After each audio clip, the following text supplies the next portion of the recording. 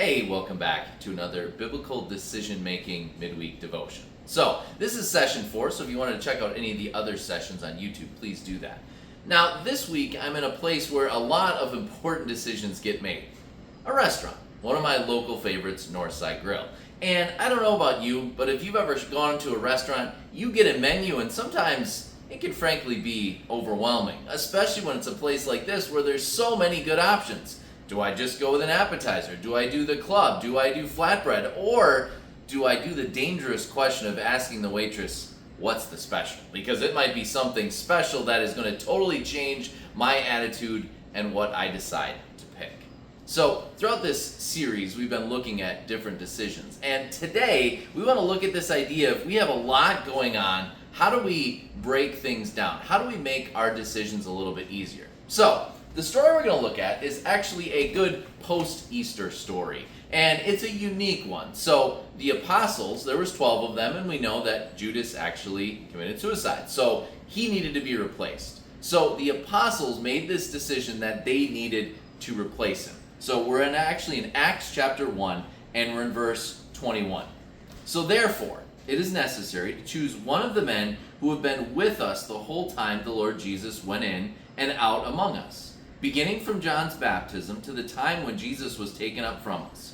From one of these become a witness with us of this resurrection.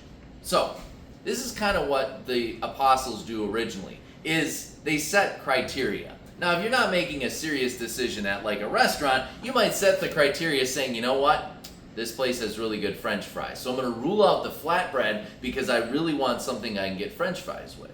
See, in life, we might need to do that as well, where we kind of set some criteria if we're making a decision. Maybe if this is going to be our criteria of, okay, do we go take this trip or that trip, and we say, well, I want to set the criteria of going someplace warm.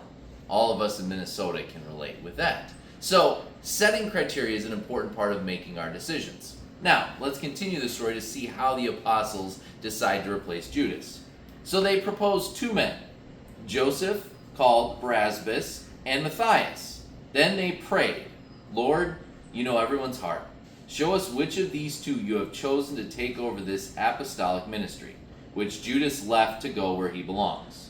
Then they cast lots, and the lot fell to Matthias. So they added him to the 11 apostles.